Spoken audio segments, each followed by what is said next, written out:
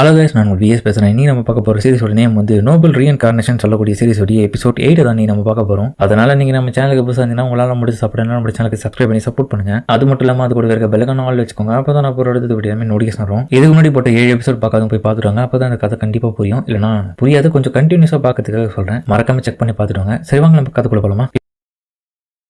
இப்போ ஹீரோ பார்த்தா அவங்க அப்பாவுடைய அந்த ட்ரெஷர் இருக்கிற ரூம்ல ஒரு கிஃப்ட் வந்து தேர்ந்தெடுத்திருப்பான். அவனுக்கான ரிவார்டா அந்த ஒரு ரிவார்டு பார்த்தா ஹீரோ இதுக்கு முன்னாடி வச்சுட்டு இருக்கிற ஒரு ரிங்கு மாதிரியே தான் இருக்கும். அதை எடுத்து அவன் போட்ட அடுத்த செகண்டே வந்து அவனை சுத்தி நெருப்பா எரிய அவங்க அப்பா பார்த்துட்டு பாதறாரு. அப்புறம் பார்த்தா அவனுக்கு முன்னாடி லிவியதான் மாதிரி ஒரு உருவம் வருது. என்னடா இது பார்க்க லிவியதான் மாதிரி இருக்கு. ஓ, அப்ப இவன் ஃபயர் காணவனா? அவன் ஒரு பக்கம் கொடூரமா ஹீரோ அட்டாக் பண்ணி கொலை பண்றதுக்கு ட்ரை பண்றான். டேய், நீ எனக்கு அடி பண்ணிடணும்டா. அதுக்காக தானே நான் இவ்வளவு போராடுறேன். நீ என்னுடைய சர்வெண்ட், உன்னை நான் அடிமையாக்காம விட மாட்டேன். எனக்கு உபயோக பண்ணுற மாதிரி ஹீரோ உடனே லிவியதானுடைய பவரை செலுத்துவான் பாருங்க. அந்த பவர் முன்னாடி அவன் ரொம்ப சின்ன பையனா இருக்கிறதுனால அவனை கட்டுப்படுத்திடும் அசால்ட்டான். ஹீரோ அதுக்கப்புறம் தன்னுடைய ஸ்டேட்டஸ் ஓபன் பண்ணி பார்க்க அதுல பார்த்தா ஃபயருக்கான ரேங்க் பார்த்தா C+ இருக்கு. ஆனா இது லிவியதான் இருக்கக்கூடிய வாட்டர் பவருக்கான ரேங்க பார்த்தா அது S ரேங்க்ல இருக்கு. அதுக்கப்புறம் ஹீரோவுடைய அப்பா அந்த இடத்துக்கு வந்துட்டு, மகனே இது நீ கண்ட்ரோல் பண்ணிட்டியா? ஆமாப்பா. பக்கத்துல இருந்த அந்த சர்வெண்ட்டும் பார்த்துட்டு ஷாக்காவான். இவ்வளவு சீக்கிரமா யாருமே இந்த மாதிரிலாம் கண்ட்ரோல் பண்ணது கிடையாது. இது ஆல்ரெடி தெரிஞ்சது தானே. உண்மையிலே சொல்றேன், நீ அதிசய பிறவிதான் நோவா. ஏன்னா ஆக்ரோஷமான ஃபயர் பவர் வச்சுட்டு இருக்கிற லூத்தியரே உன்னை அக்செப்ட் பண்ணிச்சு. இது பேர் லூத்தியரா? ஃபயரோடைய பவர் வச்சுட்டு இருக்கு. ரொம்பவும் நல்லா இருக்கு. சரி, ஓகே,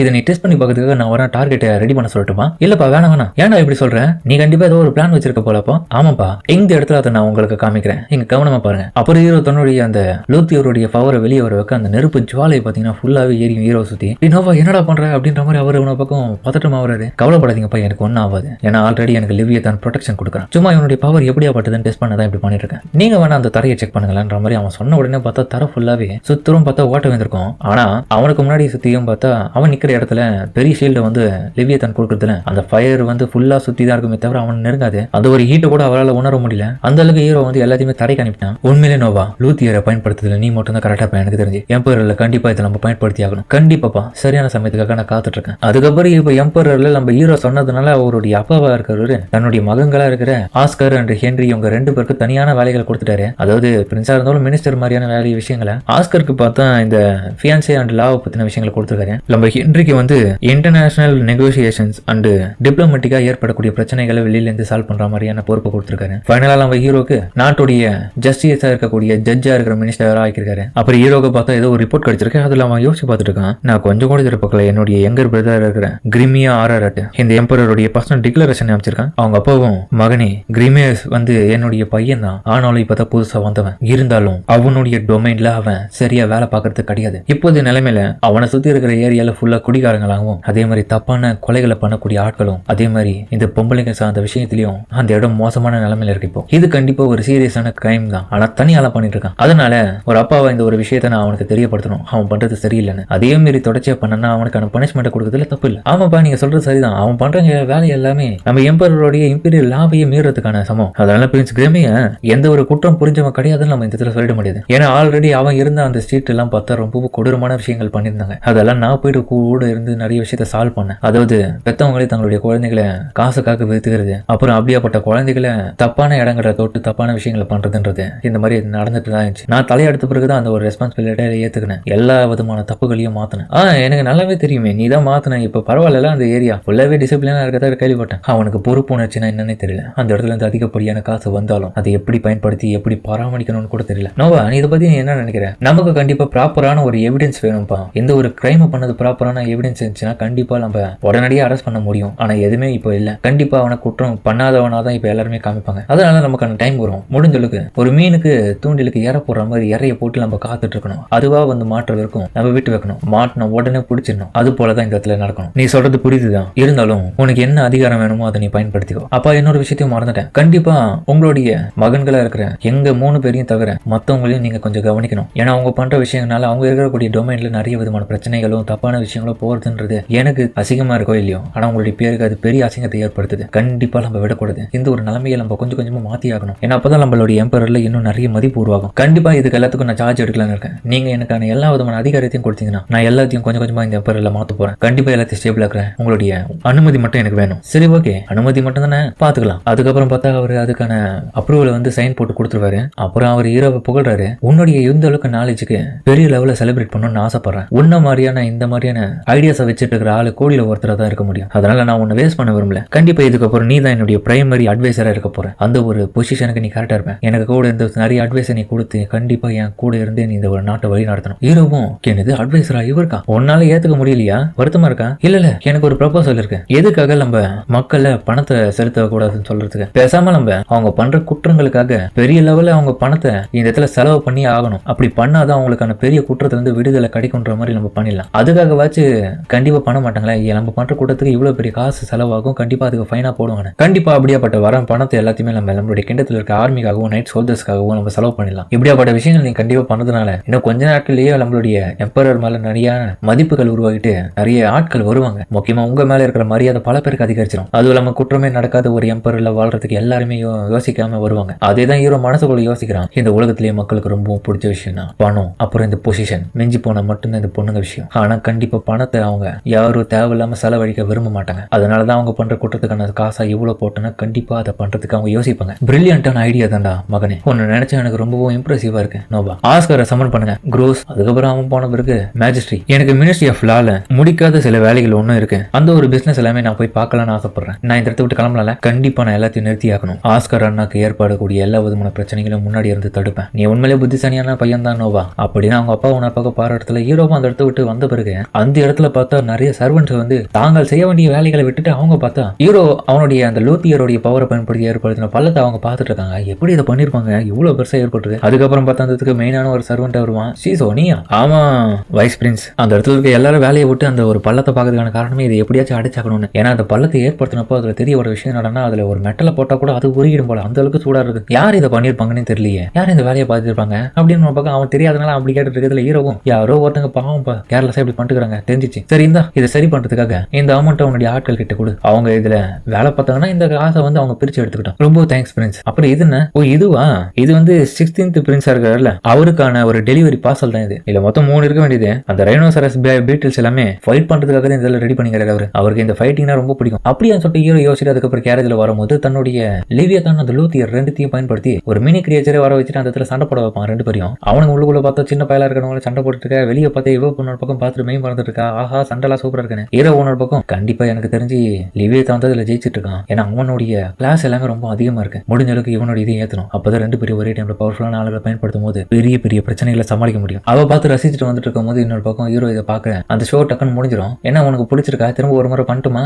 ஆமாமா தயவு செஞ்சு ஒரு முறை பண்ணிக்காமன்ற மாதிரி அவ கேட்கறதுல ஹீரோவும் சரி ஓகே பண்ணிட்டான்னு சொல்லிட்டு அதுக்கப்புறம் அவன் திரும்பி ட்ரை பண்ணி அவளுக்கு காமிக்க அவ ரொம்ப என்ஜாய் பண்ற விஷயத்தை பார்த்து. அது மட்டும் இல்லாம இந்த முறை பார்த்தா நம்ம லூத்தியர் அடிச்சு அடியில வந்து நம்ம லிவியத்தான் நொறுங்கிட்டான். ஏன்னா அவனுடைய பிராக்டிஸ் எல்லாமே இப்போ கொஞ்சம் அதிகரிச்சதுல அவனுக்கு கொஞ்சம் பழைய நிலைமைக்கு பலம் வந்துருச்சு. இதனால ஹீரோடைய லெவல் பார்த்தா 2க்கு வந்துருச்சு. அப்புறம் வீட்டுக்கு வந்துட்டு அந்த ஒரு விஷயத்தை ட்ரை பண்ணிருக்கான். பார்த்தா இப்போ லூத்தியருடைய பவர் வந்து ரேங்க் பிக்கு போயிடுச்சு. பரவாயில்லையே நல்லாவே வளர்ந்துட்டான். ஜோயோ அதை பயன்படுத்துன்னு சொன்ன உடனே அதுக்கப்புறம் பார்த்தா ஹீரோ மேல ஸ்பிரிச்சுவல் பவர்ஸை பயன்படுத்துவான். இதனால அவ பண்ண பெரிய பூஸ்டப்ல ஹீரோடைய பவர் பார்த்தா இப்போ 3ஆவே மாறிடுச்சு. பரவாயில்லையே 3 கிட்ட வந்துருச்சு. இது பத்தாது, ஆனாலும் பிராக்டிஸ் பண்ணி ஆகணும். சரி அதை விடு. இதுல இருந்து தெரிய வர விஷயம் என்னன்னா எனக்கு எதிராக வரக்கூடிய சண்டையில எனக்கு ஈவனாவோ இல்லை எனக்கு மேலேயும் பவர்ஃபுல்லா இருக்கிற ஆளுங்க அடிச்சா மட்டும் எனக்கு பவர்ஃபுல்லான லெவல்ஸ் எல்லாமே இன்க்ரீஸ் ஆகுது. ஜோயோ உணர் பக்கம் இந்த விஷயத்தை பார்த்து ரொம்ப சந்தோஷமா வரா. கண்டிப்பா நீங்க கவலைப்படுவீங்க, என்னால முடிஞ்சளவுக்கு இதே மாதிரி நான் உதவி பண்ற லெவலில் பாவீங்க. நீங்க இது சாதாரண விஷயம் கிடையாது. நீ பண்றது எவ்வளவு பெரிய உதவி தெரியுமா? ஆனாலும் நான் இன்னும் நிறைய விஷயத்தை கத்துக்கணும் இதுல. ஏன்னா அந்த பேட்டில் போடக்கூடிய சண்டையிலேயே பாத்தீங்கன்னா லெவல் 1 லெவல் 2 ஈஸியா கெயின் பண்ணிட்டேன். ஆனா நீ பண்ண பெரிய உதவினால இது பார்த்தா சீக்கிரமாவே இப்ப ஆயிடுச்சு லெவல் 3. இன்னும் பேட்டில் ஃபீல்ட்ல எப்படி பெட்டரா சண்டை போடணும்னு நான் தெரிஞ்சுக்கினா மட்டும்தான் கண்டிப்பா என்னுடைய லெவல்ஸ் இன்க்ரீஸ் ஆகும். அப்போ எனக்கு தெரிய வருது இதுல இருந்து என்னன்னா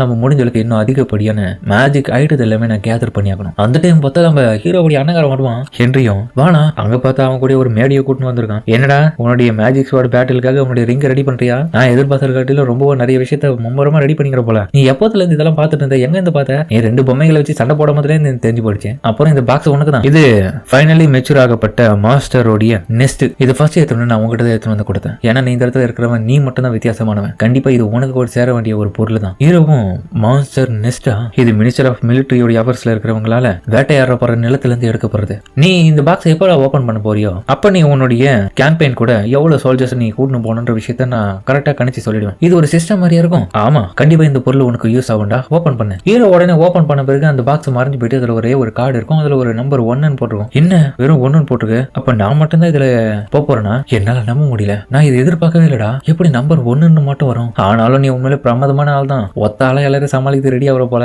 அதுக்கப்புறம் ஜோயோ ஹீரோ வீட்டுக்குள்ள இருக்கும் போது மாஸ்டர் உங்களை பாக்கிறதுக்காக ஒரு கெஸ்ட் வந்திருக்காங்க, அவர் வந்து மேஜிஸ்ட்ரேட் கிட்ட இருந்து சில ஆர்டர்ஸ் எடுத்து வந்திருக்காங்க, சரி அவர் அனுப்பு. அதுக்கப்புறம் பார்த்தா நம்ம ரிஸ்க் கேகி தான் வந்திருப்பான். இப்போ மேஜிஸ்ட்ரேட் கிட்ட இருந்து டைரக்டரா வந்திருக்கிற அந்த ஒரு ஆர்டர் பார்த்த உடனே ஹீரோவும் அந்த ஒரு ஆர்டருக்காக மட்டும் தான் தலை வணங்குறான் முன்னாடி. அது என்னடானா வைஸ் பிரின்ஸ் நோவா ஆரரெட் உங்களுடைய ஃபர்ஸ்ட் கேம்பெயின் இப்போதைக்கு போஸ்ட்போன் பண்ணிருக்காங்க, அது பின்னாடி நடக்கும்னு சொல்லியிருக்காங்க. அதனால அடுத்த கட்ட ஆர்டர்ஸ் வர வரைக்கும் நீங்க கொஞ்சம் வெயிட் பண்ண சொல்லியிருக்காங்க. நல்லா புரிஞ்சுது அப்படின்னு சொல்லிட்டு டக்குன்னு ஏஞ்சிப்பான். அதுக்கப்புறம் பார்த்தா அவன் இவர் பிரின்ஸ்ன்ற முறையில இவனுக்கான மரியாதையை கொடுக்குறான். ரொம்ப நாள் கழிச்சு பாக்குறேன் வைஸ் பிரின்ஸ், எப்படி இருக்கீங்க? நல்லா இருக்கேன். நீ ரீஃப் தானே, ஹென்ரியோடைய வீட்டுல வேலை பாக்குறது தானே? ஆமா, இவன் இம்பீரியல் ஃபேமிலியில ஒரு மெம்பரா இருக்கிறவன். இவன் சம்டைம்ஸ் வந்து சில ஸ்லேவ்ஸ் அப்படி இல்லைன்னா சர்வன்ட்ஸ்க்கு எல்லாருக்குமே அபிஷியலா போயிட்டு எம்பரருடைய ஆர்டர் பேர்ல வேலை பார்ப்பான். எப்படி நம்ம ஹீரோ வந்து நம்மளுடைய ஹெட்மேடா இருந்த அவளை வந்து தனி ஒரு அட்மினிஸ்ட்ரேட்டரா மாத்தி அவளுக்கான வேலையை கொடுத்து அந்த அமைச்சனும் அப்படியேப்பட்ட தகுதி எல்லாமே படைச்சவனும் இவனும் தான். அது போல அவன் அந்த இடத்துல பார்த்தா தன்னுடைய வேலையை சிறப்பா பார்த்துட்டு இருக்கான். அதுக்கப்புறம் ஹீரோவும் அவர்கிட்ட கேட்கறான், எதுக்காக அது போஸ்ட்போன் பண்ணிட்டாங்க? அதுக்கான காரணமே உங்களுடைய சக்திகள் மட்டும்தான். எம்பரர்ல இப்போதைக்கு எதுவுமே அன்பிரடிக்டபிளா தான் இருக்கு. அதனால இந்த ஒரு சூழ்நிலையில அது வச்சோன்னா சரியா போகுதுன்னு முடிவு எடுத்திருக்காங்க. அதனாலதான் அவர் உங்ககிட்ட இதை சொல்ல சொன்னாரு. ஆனா கண்டிப்பா இது பெரிய லெவல்ல நடத்தப்படுமா, கொஞ்சம் வெயிட் பண்ண சொல்றாரு. ஓஹோ, அதுக்கான விளக்கத்தை ஏத்து கொடுப்பா. ஒண்ணு இல்ல, மேஜிஸ்ட்ரிக்கு கரண்ட்லி வந்து இப்போ பிரின்ஸ் ஹென்ரி, அப்புறம் 8th பிரின்ஸ் ஆஸ்கர், அப்புறம் நீங்க எல்லாருமே சேர்ந்துதான் இந்த எம்பரர்ல பெரிய விதமான விஷயங்களை மாத்திட்டு இருக்கீங்க. அதனால இப்போதைக்கு உங்க மேல எந்த விதமான கெட்ட பேரும் ஏற்படக்கூடாதுன்னு தான் இன்னும் சில விஷயங்களை நீங்க நல்லா தெளிவா புரிஞ்ச பிறகு எந்த ஒரு கேம்பெயினை அமைக்கிறதுக்காக அவங்க சொல்லியிருக்காங்க. பரவாயில்லையே, என்னுடைய ஃபர்ஸ்ட் கேம்பெயின் கூட சக்சஸா போகணும்னு தான் எல்லாருமே எதிர்பார்க்கறாங்க. ஹீரோ அதுக்கப்புறம் அந்த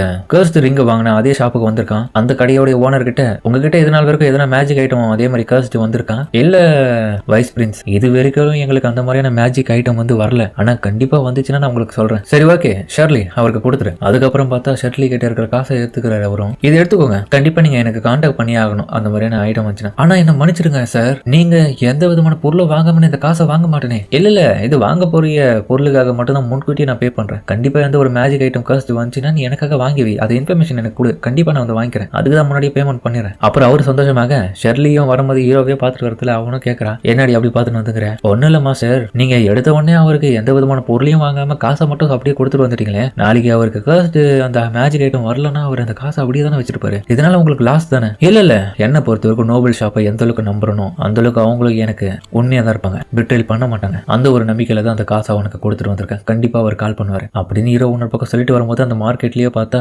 ஒருத்தன் இன்னொருத்தன் கிட்ட பிரச்சனை பண்ணிட்டு இருக்கான். அது என்னன்னா அந்த அடி வாங்குறவங்க கிட்ட அடிக்கிறவனும் எப்படா நான் ரிசீவ் பண்ண அந்த ஒரு ரிசர்வேஷன் பொருளை வந்து நீ இன்னொருத்தனுக்கு விற்கலாம் அப்படின்ற ஒரு கோவத்துல அவனை பார்த்து கத்திட்டு இருக்கான் அடிக்கிற லெவல. என்ன மன்னிச்சிருங்க, ஆல்ரெடி அவர் வாங்கிட்டாரே, இதுதான் நான் உங்ககிட்ட சொன்னேன், ஆல்ரெடி எனக்கு ரிசர்வ் பண்ணி விடானே, எப்பறம் அவனுக்கு வித்தன? இவன் கடுப்புல கேட்க இன்னொரு பக்கம் சுத்தி மக்கள் இந்த விஷயத்தை பாக்குறதுல அவன் மக்களை பார்த்து கேட்பான், இங்க என்ன ஆடலும் பாடலுமா நிகழ்ச்சி நடத்திட்டு இருக்காங்க, இப்படி வாயை பழந்து பாத்துருக்கீங்க, போய் உங்க வேலையை பாருங்க, அவங்கள வேலையா இல்லையா? ஹீரோ டக்குன்னு அந்த இடத்துக்கு வருவான், நிறுத்துறான், யாரா அது அப்படின்னு திரும்பி அவன் நக்கலை பார்த்துட்டு ஒரு நம்ம ஹீரோ தான் உடனே பயந்துருவான். ஓ இது வைஸ் பிரின்ஸ் நோவாவா, உனக்கு என்ன தெரியுமா? நீங்க இன்ட்ரோடியூஸ் பண்ணலனாலும் எனக்கு நல்லாவே தெரியும், ஏன்னா நான் வந்து பிரின்ஸ் கில்பர்ட்டோடைய வீட்டுல வேலை பார்க்குற ஒரு ஆள் தான். என்னோட பேர் வந்து டயலிம், மினிஸ்ட்ரி ஆஃப் இம்பீரியல் ஹவுஸ் ஹோல்டுல வந்து உங்களை நான் பார்த்திருக்கேன். ஓஹோ அப்படியாப்பட்ட ஆளுக்கு இந்த இடத்துல என்ன வேலைவா, பிரச்சனை பண்ணிட்டு இருக்கியா? இல்ல நீங்க மினிஸ்டர் பிரின்ஸ் தானே, அதுவும் ஜஸ்டிஸுக்கான ஆளு, உங்களுக்கு நல்லா தெரியுமா தெரியாத எனக்கு தெரியாது, ஆனா ஒரு விஷயத்த சொல்றேன், மினிஸ்ட்ரி ஆஃப் இம்பீரியல் ஹவுஸ் ஹோல்டுக்கு ஃபண்ட் வந்து இந்த மாதிரியான கடையில இருந்து தான் வருது. ஆனா இப்படியாப்பட்ட ஆள் வந்து அப்படியாப்பட்ட பேமெண்ட் கொடுக்கறதுக்கு பதிலான சில மேஜிக் ஐட்டங்களை தங்க கிட்ட கொடுத்துருவாங்க. அதுல வந்து இப்போ சரியா கொடுக்காம இவன் ஏமாத்த ட்ரை பண்ணா இது பெரிய குற்றமா இருக்கிறதுனால இந்த இடத்துல வந்து அவனுக்கு பெரிய தண்டனையா கொல்றது கூட நான் தயாரா இருக்கேன். உங்களுக்கே கண்டிப்பா தெரிஞ்சிருக்கும் இந்த மாதிரியான ஒரு விஷயத்த தப்பு பண்ணதுல அவன் இம்பீரியல் லாவை மீறி இருக்கான் தானே, என் இடத்துல இது நீங்களே இருந்தீங்களா கூட இப்படிதான் பண்ணுங்க அப்படின்னு ஹீரோ வெறுப்பேற்ற மாதிரி பேசுறதுல ஹீரோ கடுப்பாயிடுவான். இம்பீரியல் ஃபேமிலிக்காக இவன் வேலை பார்க்கறான் அப்படின்ற ஒரு நோக்கத்துக்காக தான் கம்முன்னு இருக்கேன், இல்லைன்னா இவனை வெட்டியிருப்பேன். ஹை ஸ்டேட்டஸ்ல இருக்க ஒரு ஆள் தன்னை விடவும் கீழே இருக்கிற காமனர்ஸை போட்டு கஷ்டப்பட்டு இருக்கான். அப்படி இவங்களுக்கு எதுக்காக டாக்ஸ் இவங்க தேவையில்லாம கட்டிட்டு இருக்கணும்? நான் எப்படி இவனை அட்டாக் பண்றது? எந்த ஒரு விஷயமே பண்ண முடியாது, ஏன்னா எந்த ஒரு தப்புமே இந்த இடத்துல இவன் பண்ணல. அதனால நான் தேவையில்லாம கை வச்சேன்னா என்னுடைய அண்ணனுக்கு எதிராகவே நான் மாறிட்டேன்ற ஒரு நினைப்பு வந்துடும் இந்த ஊர்ல. சரி எனக்கு நல்லாவே புரிஞ்சு படிச்சுப்பா, ஆனா என்ன நீ என்னுடைய பிரதர் ஹவுஸ் ஹோல்டுல ஒரு மெம்பர் தானே சொன்னேன், அப்ப எதுக்காக நான் ஒரு பிரின்ஸா இருந்தும் எனக்கு தர வேண்டிய மரியாதை கொடுக்காம ஏன் எதிர்க்கவே நீ நின்று பேசிட்டு இருக்க? என்ன பார்த்த உடனே தலை குனிஞ்சு பேசணுமா இல்லையாப்பா அப்படின்னு பக்கம் ஹீரோ கேட்கறதுல எனக்கு ஒரு சாக்கு கிடைச்சிருக்கான்னு சொல்லிட்டு ஹீரோ யோசிக்கிறான், இதை வச்சு இவனை பொழந்து கட்டலான்னு. ஏன்னா நேத்து வந்து ரீசன் சொல்லக்கூடியவன் தானாவே மரியாதை கொடுத்துருப்பான், அதை வச்சுதான் இவங்க கேட்டிருப்பான். டயலிம் உனக்கு ரெஸ்பெக்ட் நான் என்னன்றதை நான் கத்து கொடுக்குறேன்டா, என்ன மன்னிச்சிருங்க. அடக்கடவுளே ஷெர்லி என்ன பார்த்துட்டு இருக்க, எவ்வளவு பெரிய இம்பீரியல் லாவை மீறி குற்றத்தை பண்ணிருக்கான், ஒரு பிரின்ஸுக்கு தேவையான மரியாதை கொடுக்காம நின்று பேசிட்டு இருக்கான், அவனை சும்மா நின்றுட்டு பார்த்துட்டு இருக்க. உடனே பார்த்தா இவன் போயிட்டு அட்டாக் பண்ணும்போது அவன் தடுக்கலாம் ட்ரை பண்ண அவனை போட்டு படுக்க வச்சிருவாங்க தரையிலேயே. என்ன பேசிட்டு இருக்கீங்க, நான் பிரின்ஸ் கில்பர்ட்டோடைய ஆளு, டேய் வாய மூடு, எனக்கு அதை பத்தில கவலை இல்லை, என் பிரதருடைய இடத்துலயே நீ வேலை பார்த்தாலும் நான் ஒரு பிரின்ஸ்ன்ற முறையில என்ன மரியாதை கொடுக்கணுமோ அதை நீ கொடுக்கல, அதனால இவன் பண்ண பெரிய குற்றம். இந்த இடத்துல என்ன ஒரு பிரின்ஸை கூட மதிக்காம இவன் எடுத்து பேசிருக்கான், அதனாலதான் இவனுக்கு இப்படியாப்பட்ட தண்டனையை கொடுக்கலான்னு இருக்கும். 13th பிரின்ஸை வந்து அவமானப்படுத்திருக்கான். இப்படி எல்லாம் மீறினதுனால இவனுக்கு சவுக்கடி கொடுக்கணும்ன்றத நான் இந்த இடத்துல சொல்லிக்கிறேன், அதுவும் மக்கள் முன்னாடியே. இன்னொரு முறை இவனை மாதிரி யாரும் இடத்துல பண்ணக்கூடாதுன்னு சொல்லவும் இன்னொரு பக்கம் பார்த்தா அந்த இடத்துல இருக்க ஆளுங்க எல்லாருமே உற்சாகமாகறாங்க. சரியான தண்டனை கொடுத்துட்டு இருக்கீங்க பிரின்ஸ்னு. அதுக்கப்புறம் அந்த சவுக்கை எடுத்துன்னு வர ஆளும் அதை எடுத்து வந்துட்டு ஷெர்லி உன்னோட பக்கம் சாட்டியால அடிக்கிறதுக்கு ட்ரை பண்ண அவனோட பக்கம் கதறான், எனக்கு விட்டுருக்கமான மாதிரி. அதுக்கப்புறம் ஒரு இடத்துல ஹீரோ போய் வெயிட் பண்ணது அவன் ஒரு பக்கம் அடிச்சுட்டு டைம் ஆயிடுச்சுன்னு சொல்லிட்டு வரான். நல்ல வேலையா அந்த இருக்க மக்களுக்கும் அதுல சந்தோஷம் தான். இவ்வளவு கெட்டவனா இருக்கணும் பனிஷ்மெண்ட் கொடுக்குறது நல்லது தானே. ஷெர்லி அதுக்கப்புறம் அந்த வந்துருவான். அவன் கடைசி மூச்சு இருக்கிற வரைக்கும் தான் அவனை அப்படியே விட்டான். சரி ஓகே, நல்ல விஷயம் தான். முடிஞ்சளவுக்கு இந்த ஒரு ரிப்போர்ட் வந்து சரியான முறையில் போய் சேரணும். என்னுடைய அண்ணனுக்கு தப்பா போயிடுச்சுன்னா கண்டிப்பா அவன் என் மேல கோபத்தில் இருப்பான். பெரிய பிரச்சனையே இந்த கிண்டத்துக்குள்ள வர ஆரம்பிச்சிடும். அதனால அவனை தேவையில்லாம நான் பக்கச்சுக்க விரும்பல இப்போதைக்கு. அதனால நீ என்னுடைய கை விலங்க போடு. என்ன சொல்றீங்க? கை விலங்க போடு. நான் சொல்ற டிராமா வந்ததுல பண்ணு, கண்டிப்பா சரியாகும். அதுக்கப்புறம் ஹீரோவை கை விலங்க போட்டுட்டு அவ அந்த கில்பட்டு இருக்கிற மேன்ஷனுக்கு போக அங்க போன சோல்ஜர்ஸ் எல்லாம் பார்த்துட்டு ஷாக் ஆகுறாங்க. பிரின்ஸ் என்ன பண்ணிருக்கீங்க, உங்க கையில யார் விலங்க போட்டுதுன்னு அவனுக்கு ஃபீல் பண்ண ஹீரோவை இது கண்டுக்காதீங்க, நான் கில்பர்ட் பிரின்ஸை பார்க்கறதுக்கு உள்ள போகணும்னு ஆசைப்படுற உள்ள விடுங்கிற மாதிரி கேட்குது. அவனுடைய பிரதான பட்லர் அந்த இடத்துக்கு வந்துருவான். வாங்க வாங்க வைஸ் பிரின்ஸ் நோவா, உங்களுக்கு தான் காத்துட்டு உள்ள வாங்க. உள்ள போன இடத்துல கில்பர்ட்ன்றவன் அதான் நம்ம பிரின்ஸ் அவரு தலைவரை பார்த்தா அந்த இடத்துல நக்கலா பேசிருக்காரு. பரவாயில்லையே, நல்லாவே சமாளிச்சிருக்கேன். டேலியம் யாருன்னு தெரியல, உனக்கு எதனா ஞாபகம் இருக்குன்னு சொல்லிட்டு பட்லர் கேட்க அவன் தான் நமக்காக சின்ன சின்ன வேலைகளை பார்ப்பான் அப்படின்னு சொல்றதுல ஓஹோ வேலைகளை பார்க்கறவனா இருந்தாலும் எப்படி இவ்வளவு நம்ம நாட்டுடைய பாதுகாப்புக்கு சப்போர்ட் பண்ணக்கூடிய ஆளை வந்து இவன் அசிங்கப்படுத்தலாம். சரியான பாடத்தை தான் என்னுடைய தம்பி கொடுத்திருக்கான். அதனால அவன் ஒரு நிரபராதி தான். ஹீரோவும் என்ன மன்னிச்சிருங்க, உங்களுடைய ஹவுஸ் ஹோல்டுல இருந்த ஒரு மெம்பரையும் நான் அட்டாக் பண்ணிருக்கேன்னு சொல்லிட்டு மன்னிப்பு இருக்குதுல, நீ மன்னிப்பெல்லாம் கேட்காது, இப்போதி கிளம்புன்ற மாதிரி. அதுக்கப்புறம் அவன் ரிலீஸ் பண்ணி விட்டுருவான். ஹீரோவும் எல்லாம் என் பிளான் படி கரெக்டாக தான் போயிட்டு இருக்கு அப்படின்னு யோசிச்சு வர என்ன நீங்க சொல்றீங்க, அங்க ஏதோ பர்ஃபெக்டா போன மாதிரிலாம் எனக்கு தெரியல, தேவையில்லாம மன்னிப்பு கட்டிக்கணும்னு நினைச்சேன். ஹீரோவும் நீ கேட்கறது எனக்கு புரியுது, ஆனா இப்போதைய நிலைமையில நான் இப்படி பண்ணதுக்கான காரணமே என்னுடைய அண்ணன் என்னை எந்த அளவுக்கு எல்லா விதமான விஷயங்களையும் தெரிஞ்சு வச்சுட்டு இருக்கான்றதை நான் தெரிஞ்சுக்கணும். முக்கியமா என்ன கண்காணிக்கிறான்னு நினைச்சு நான் தெரிஞ்சு, ஏன்னா மார்க்கெட்ல போட்டு அடிச்சல அவன் அவனுடைய ஆள், கண்டிப்பா இவன் கடுப்பாயிட்டானா எனக்கு தான் பெரிய பிரச்சனை ஆயிடும். அதனால நான் பிரச்சனை இல்லாம இந்த எம்பரர் நடத்தணும்னு பாக்குறேன். அதுக்காக தான் நானே அவனுக்காக அரெஸ்ட் பண்ணிட்டு வேணும்னே போயிட்டு மன்னிப்பு கேட்டேன். அவன் மன்னிப்பு கேட்க முடியாது, ஏன்னா என்னோட வயசுல பெரியவன். அதனாலதான் எனக்கு புரியுது, என்னதான் இருந்தாலும் உங்களோட பிரதர் மேல உங்களுக்கு ரொம்ப அக்கறை தான் இருக்கு போல. ஆனாலும் என்னுடைய அண்ணன் பண்ண தப்புகள்லாம் நான் நியாயத்தை பேச மாட்டேன். அவன் பண்ண தப்பு தான். அதுக்கப்புறம் பார்த்தா மறுநாளே அவனை பார்க்கறதுக்காக புதுசா ஒரு ஆள் அந்த வந்துட்டான். என்னுடைய பேர் தான் டான் ஓட்ஸ். உனக்கு என்ன வேணும்? சாரி சார், நேற்று நடந்த இன்சிடென்ட்ல எனக்கு ரொம்பவும் வருத்தமா தான் இருக்கு. அதனால இதுக்கப்புறம் நான் உங்களுக்கு கீழே வேலை பார்க்கலான்றத ஆசைப்படுறேன். நீங்க என்ன அலோ பண்ணுங்க. இந்த எம்பரர் சபா நான் வேலை பார்க்கணும். ஆனா இதுல வேலை ரொம்ப டிஃபரெண்டா இருக்கும். பரவாயில்லையா? எனக்கு புரியுது, நிறைய பிரச்சனைகள் இருக்குன்னு தெரியுது, ஆனா பிரச்சனை இல்ல. சரி ஓகே, இப்ப வேலை பாருன்ற மாதிரி சொல்றதுல அவன் கெஞ்சி கேட்டதுக்கு அப்புறம் தான் ஹீரோ ஒத்துப்பான். அவன் அந்த இடத்த விட்டு போன பிறகு பார்த்தா நம்ம ஹீரோவை தன்னுடைய பட்டர் கூப்பிட்டு டைலான் தயவு செஞ்சு இந்த ஒரு பையனை மட்டும் நல்லா வாட்ச் பண்ணிட்டே இருக்கேன் க்ளோஸ் அப்ல அப்படின்னு ஹீரோ சொல்றதோட இந்த எபிசோட முடிப்பாங்க. சரிங்க, இந்த வீடியோ அப்படின்னு கமெண்ட்ல சொல்லுங்க. மறக்காம இந்த வீடியோ பிடிச்சிருந்தா லைக் பட்டன் நம்ம சேனலுக்கு சப்ஸ்கிரைப் பண்ணி சப்போர்ட் பண்ணுங்க. அது மட்டும் இல்லாம அது கூட இருக்க பெலகான ஆள் இருக்கும். அப்பதான் நான் அப்புறம் அடுத்த வீடியோ நோட்டீஸ் ஆகும். சரிங்க, இந்த வீடியோ முடிச்சுமா.